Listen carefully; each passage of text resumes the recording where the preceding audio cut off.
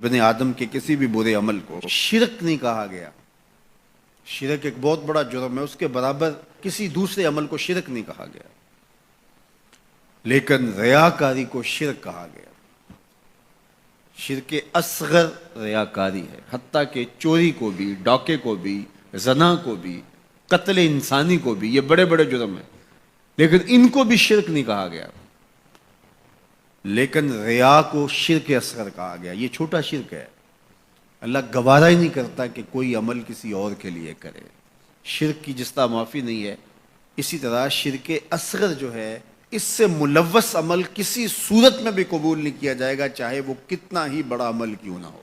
حضرت ابو امامہ الباہلی رضی اللہ تعالی عنہ حضور کی خدمت میں حاضر ہوئے اور عرض کی، یا رسول اللہ صلی اللہ علیہ وسلم، میرے ماں باپ آپ پہ قربان ہوں، میں آپ سے یہ پوچھنا چاہتا ہوں کہ کوئی شخص اپنی جان جیسی متاع عزیز راہ خدا میں وار دیتا ہے، اس سے بڑی قربانی تو کوئی اور نہیں ہو سکتی کہ جان ہی قربان کر دی،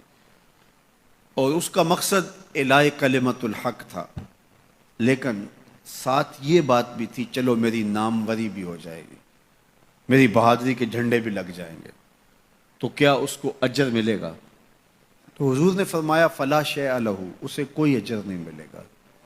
تو ابو امامہ الباہلی یہ سمجھے کہ شاید میں جو مقصود تھا وہ حضور سے عرض نہیں کر سکا، تو انہوں نے دوبارہ کہا حضور اس کا مقصد اعلاء کلمت الحق ہے، وہ اللہ کے جھنڈے کو اونچا کرنا چاہتا ہے، قربانی اس نے اس لیے دی ہے، لیکن ساتھ یہ بات بھی تھی کہ چلو میری ناموری بھی تو ہوگی۔ تو حضور نے فرمایا فلا شیء لہ، اسے کوئی اجر نہیں ملے گا۔ یہ پھر سمجھے شاید میں مقصود بیان نہیں کر سکا، تو پھر عرض کی حضور اعلاء کلمت الحق کے لیے، اللہ کے دین کو غالب کرنے کے لیے، اسلام کے جھنڈے کو اونچا کرنے کے لیے اس نے اپنی جان واری ہے، لیکن ضمن میں یہ بات بھی تھی کہ چلو ساتھ میرا نام بھی تو اونچا ہوگا، میری ناموری اور شہرت کے جھنڈے بھی تو لگیں گے۔ تیسری مرتبہ جب دہرا کے پوچھا تو حضور نے پھر فرمایا فلا شیء لہ، ابو امامہ اسے کوئی اجر نہیں ملے گا، اور فرمایا اللہ صرف اسی عمل کو قبول کرتا ہے جو صرف اسی کے لیے کیا جائے، صرف اسی عمل کو قبول کرتا ہے۔ اب ذرا دیکھیے کہ اللہ تعالیٰ جل شانہ کی یہ غیرت ہے کہ وہ اس عمل کو قبول ہی نہیں کرتا جو غیر سے ملوث ہو جائے،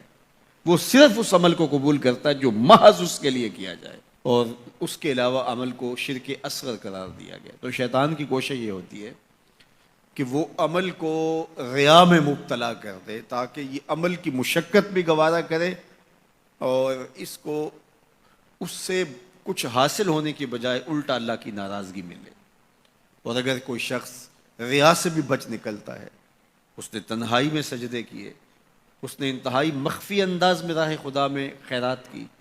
تو انتہائی خلوص کے ساتھ اس کے اعمال سر انجام ہوئے، تو شیطان کا اگلا حملہ اس پر یہ ہوتا ہے کہ اس کو عجب میں مبتلا کر دے۔ عجب کیا ہے کہ وہ اپنے عمل کو دیکھتا ہے، اپنے آپ کو دیکھتا ہے، کہتا ہے واہ یہ عمل تو میرے پاس ہے، دوسروں کے پاس تو نہیں ہے،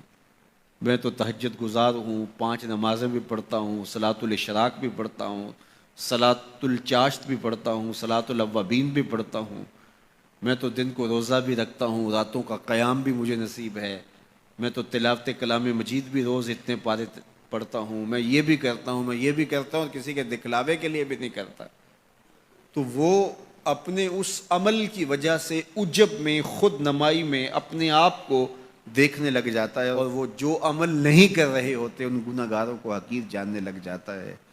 تو یہ عجب اس کو برباد کر دیتا ہے، اور عجب اس کے عمل کے حسن کو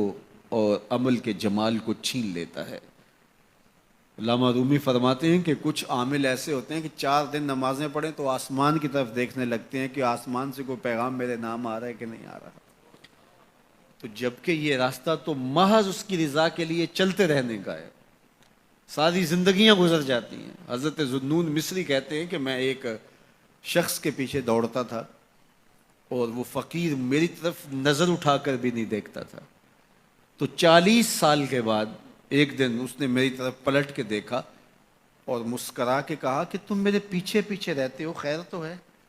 40 سال کے بعد۔ تو میں نے کہا کہ میں اس میں اعظم کی تلاش میں ہوں، تو اس نے ہنس کے کہا یہ اتنا سوکھا نہیں ملتا،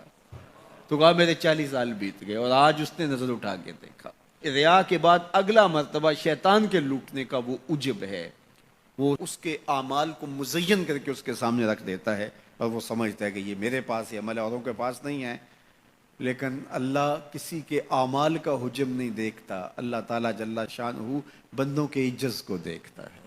وہ گناہ جس گناہ کے بعد